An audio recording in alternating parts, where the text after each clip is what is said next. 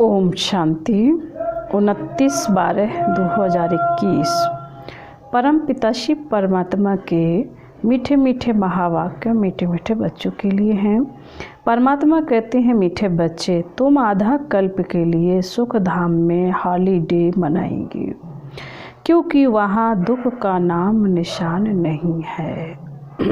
प्रश्न है, ब्राह्मण बच्चों को बाप ऐसी कौन सी युक्ति बताते हैं जिस युक्ति से वे अपना जीवन सफल बना सकते हैं? बाबा का उत्तर, बाबा कहते हैं, मीठे बच्चे, अपना जीवन सफल करना है तो अपना तन मन धन सब ईश्वरीय सेवा में लगाओ। फॉलो फादर, फिर देखना इसकी एवज में तुमको क्या मिलता है। आत्मा गोल्डन बन जाएगी, तन भी बहुत सुंदर मिलेगा, धन तो अथाह मिल जाएगा। गीत है, आखिर वह दिन आया आज। ओम शांति। जब बाप ओम शांति कहते हैं तो दादा भी ओम शांति कहते हैं, बच्चे भी अंदर में कहते हैं ओम शांति। जब कोई भाषण करते हैं तो ओम शांति कहते हैं, वहाँ सब बैठे हुए भी कहते हैं ओम शांति। रिस्पॉन्ड जरूर देना होता है। अभी तुम बच्चे समझते हो आत्माओं और परमात्मा का अभी मिलन हो रहा है। गाया हुआ भी है, आत्मा परमात्मा अलग रहे बहुकाल, जिससे बहुत काल अलग रहते हैं उनसे ही सम्मुख मिलते हैं, वह आते हैं अपना पार्ट बचाने। भक्ति मार्ग में जिसको इतना ढूंढते रहते हैं, आखिर वह दिन भी आता है जबकि बाप से मिलना होता है। सिर्फ एक भारत ही अविनाशी खंड है, बाकी सब हैं विनाशी खंड। नई दुनिया में तो सिर्फ भारत ही होता है, भारत का कभी विनाश नहीं होता है। यह तो है ही, अभी तो कितने खंड हैं। भारत में जब देवी देवताओं का राज्य था तो वहाँ कोई खंड नहीं था, सिर्फ भारतवासी ही थे और कोई मनुष्य नहीं थे। सिर्फ भारत में सिर्फ सूर्यवंशी देवी देवताओं का राज्य था। अभी उन्हों के सिर्फ चित्र रह गए हैं। बाबा कहते हैं, अभी उन्हों के सिर्फ चित्र रह गए हैं। यादगार तो रहना चाहिए ना। पहले कितना छोटा झाड़ होता है, उसको कहा जाता है रामराज, ईश्वरीय राज। ईश्वर की स्थापना है ना, अभी तो है आसुरी स्थापना और सतयुग की है देवी स्थापना। ईश्वर की स्थापना आधा कल्प चलती है, फिर आसुरी स्थापना होती है जिसको रावण राज्य कहा जाता है। वह है निर्विकारी दुनिया और यह है विकारी दुनिया। दुनिया में कोई जानते नहीं कि यह दुनिया का चक्र कैसे फिरता है। देवी देवता फिर कहाँ गए, पावन सो फिर पतित कैसे बने। सीढ़ी उतरना होता है ना, कलाएं कम हो जाती हैं, जैसे चंद्रमा को ग्रहण लगता है तो कहा जाता है दे दान तो छूटे ग्रहण। अभी बाप कहते हैं 5 विकारों को छोड़ो। जब तुम रावण की जेल से छूटेंगे तो राम राज्य स्थापन हो जाएगा। वहाँ यह 5 विकार होते नहीं, यह भी किसी को पता नहीं। मनुष्य समझते हैं यह सदा से ही चले आते हैं। दुनिया में मनुष्यों की है अनेक मत, तुम्हारी है एक मत। इसको कहा जाता द्वैत मत। यहाँ है आसुरी मत। तुम जानते हो हम भारतवासी राम राज्य में थे, पूज्य सो पुजारी बने। तुम बच्चों की बुद्धि में यह नॉलेज अभी बैठी है, हम ही पूज्य थे, फिर पुनर्जन्म लेते लेते पुजारी बने। वह समझते हैं परमात्मा ही पूज्य पुजारी बनते हैं, उनकी ही सारी लीला है, सभी परमात्मा ही परमात्मा हैं। यह सबसे बड़ी भूल है। अभी तुम बच्चों को तो खुशी होती है जिस बाप को आधा कल्प याद किया है, अब वह मिला है। कहते हैं दुख में सिमरन सब करे, सुख में करे न कोई, और जो सुख में सिमरन करे तो दुख काहे को हो। बाबा कहते हैं वही आत्माएं फिर दुख में आती हैं तो बाप को याद करती हैं। सतयुग में कोई भी बाप को बुलाएंगे नहीं, तो अभी आत्माओं का परमात्मा से, परमात्मा का हम आत्माओं से मेला होता है। बाप ही ज्ञान का सागर है, इसमें पानी के सागर की बात नहीं। संगम युग पर देखो कुंभ का कितना बड़ा मेला लगता है। अभी सच्चा सच्चा मेला तुम्हारा लगा हुआ है। सब तो इकट्ठे मिल नहीं सकते, कोई कहाँ से कोई कहाँ से आते हैं। मेले पर कितने लाखों मनुष्य जाते हैं स्नान करने। जन्म जन्मांतर यह स्नान करते आए हैं, कहते हैं यह मेला लगता ही रहता है। छोटा और बड़ा कुंभ भी कहते हैं। अब बाप तो एक ही बार आते हैं पतितों को पावन बनाने। गंगा पतित पावनी है तो क्या वह ज्ञान सुनाएगी? यहाँ तो पतित पावन बाप बैठ सृष्टि के आदि मदंत का ज्ञान सुनाते हैं। बच्चे जानते हैं अभी दुनिया की हालत क्या है। विनाश तो बच्चों ने देखा है ना। अर्जुन तो यह ब्रह्मा ठहरा, बाबा कहते अर्जुन तो यह ब्रह्मा ठहरा ना, यह तो है मनुष्य का रथ। यह बताते हैं हमने विनाश भी देखा, अपनी राजधानी भी देखी, तब छोड़ा। घर आदि सब कुछ फट से छोड़ दिया। विनाश तो होना ही है, यह कोई नई बात नहीं है। यह है ईश्वरीय दरबार, इसमें कोई पतित कोई को बैठना नहीं चाहिए, नहीं तो वह एकदम रसातल में चला जाएगा। पतित बनने से इसलिए पतित को आने का हुक्म नहीं है। ऐसे कोई आ जाते हैं, समझते हैं इन्हों को क्या पता कि हम विकार में गए हैं। यह बड़ी गंदी चीज़ है। विलायत में 4-5 बच्चे पैदा करने वालों को इनाम मिलता है। सतयुग में तो एक ही बच्चा होता है, सो भी विकार की वहाँ बात नहीं। वहाँ तो रावण राज्य ही नहीं है, वह है राम राज्य। कन्या शादी करती है तो कन्या को गुप्त रीति से बहुत कुछ देते हैं जो किसी को पता नहीं पड़ता। बाप भी कहते हैं बच्चे तुमको गुप्त दान देता हूँ, किसी को पता पड़ता है क्या हम क्या दे रहे हैं? यह है गुप्त, कोई समझ नहीं सकते कि यह भी के विश्व के मालिक बनेंगे। यह तुम अभी समझते हो, हम विश्व के मालिक थे, फिर 84 जन्म लेते हैं। हम कल्प कल्प बाबा से वर्षा लेते हैं, कहते हैं बाबा हम कल्प कल्प आपसे मिलते हैं। कल्प पहले भी मिले थे। बाबा को ही राम राज्य कहते हैं, राम त्रेता वाला नहीं। उनको तो सिर्फ उनका बच्चा ही बाबा कहेगा। यह तो है बेहद का बाप। अब बाप तुम बच्चों को कहते हैं, तुम बच्चों को दैवी गुण धारण कर ऐसा बनना है। इन देवी देवताओं की कितनी महिमा करते हैं, परंतु समझते कुछ भी नहीं। कहते हैं अच्युतम केशवम। अब राम कहाँ नारायण, किसको मिला देते हैं? अर्थ कुछ भी नहीं निकलता।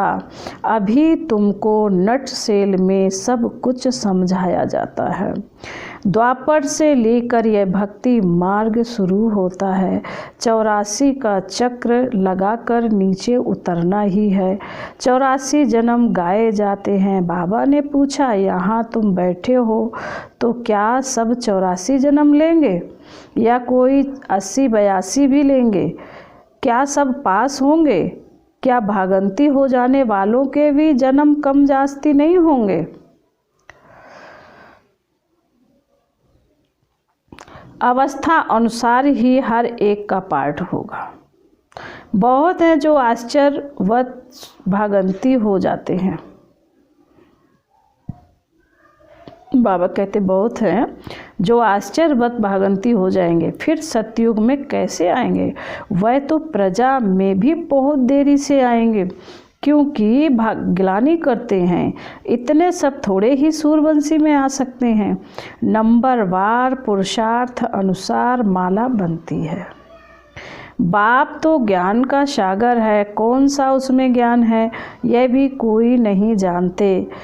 तुमको अब ज्ञान मिल रहा है, वह तो सिर्फ स्तुति करते हैं, समझते कुछ भी नहीं। इसको कहा जाता भक्ति मार्ग।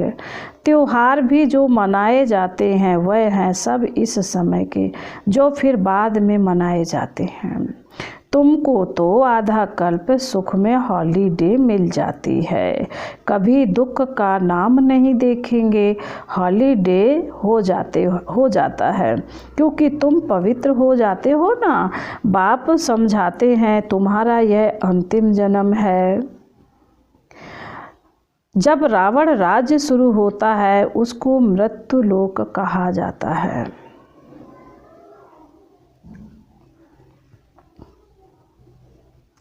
मृत्यु लोक मुर्दाबाद, अमर लोक जिंदाबाद होता है। सुख और दुख, राम और रावण का यह खेल है। राम द्वारा तुम राज्य पाते हो, रावण द्वारा तुम राज्य गंवाते हो। बाप कहते हैं तुम अपने जीवन को नहीं जानते हो और कोई ऐसे कह ना सके। बाप ही बतलाते हैं, वह तो 84 लाख कह देते हैं।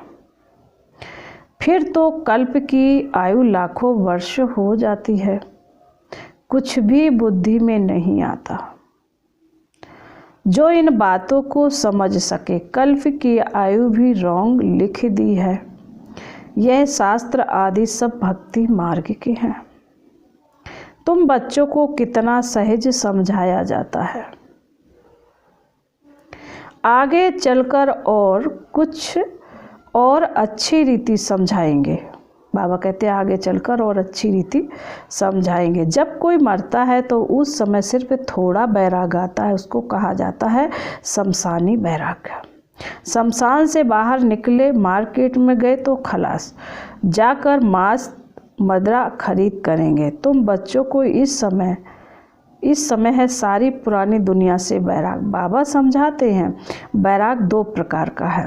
निवृत्ति मार्ग वालों का हद का बैराग, वह प्रवृत्ति मार्ग के लिए ज्ञान देंगे ही नहीं।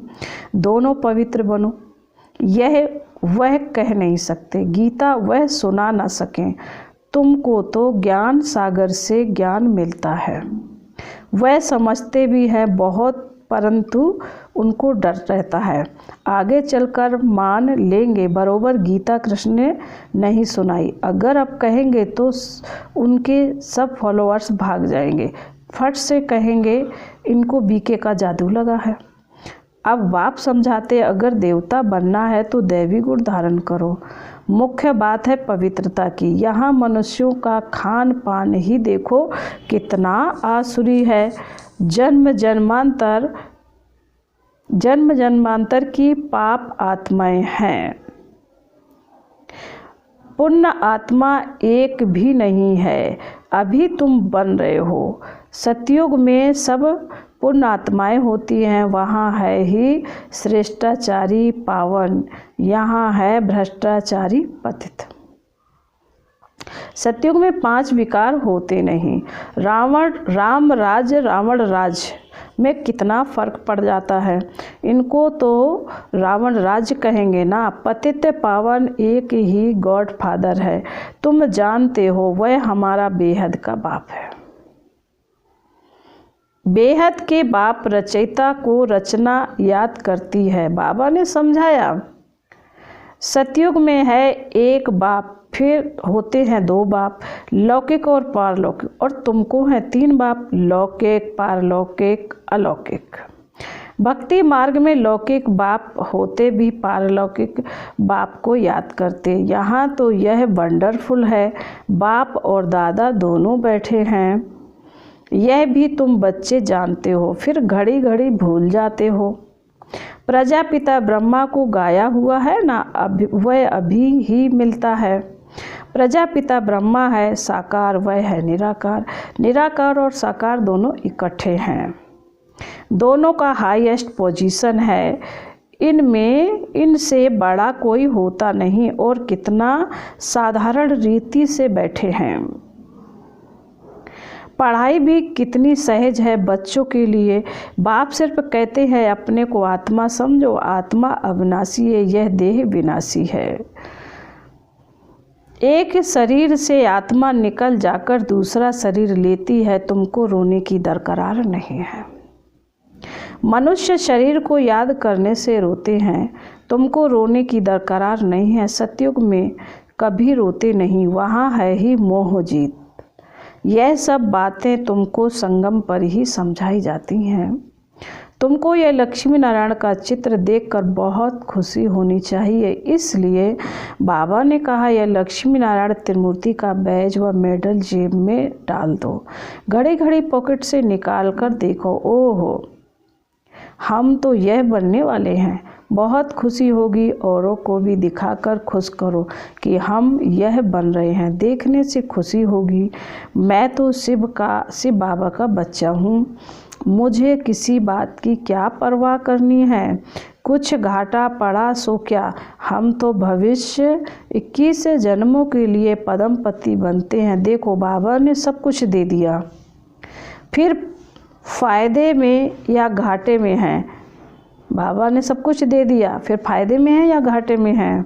बाबा अब सम्मुख समझा रहे हैं, तुम्हारा यह धन दौलत सब कुछ मिट्टी में मिल जाने वाला है। अपना जीवन सफल करना है तो अपना तन मन धन इसमें लगाओ, फिर इसके एवज में देखो तुमको क्या मिलता है। आत्मा भी गोल्डन बन जाती है तो तन भी सुंदर, धन तो अथाह रहता है। फिर बाबा कहते हैं अच्छा,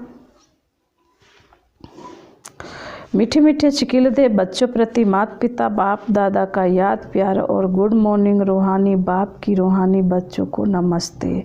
हम रूहानी बच्चों की रूहानी बाप दादा को याद प्यार, गुड मॉर्निंग और नमस्ते।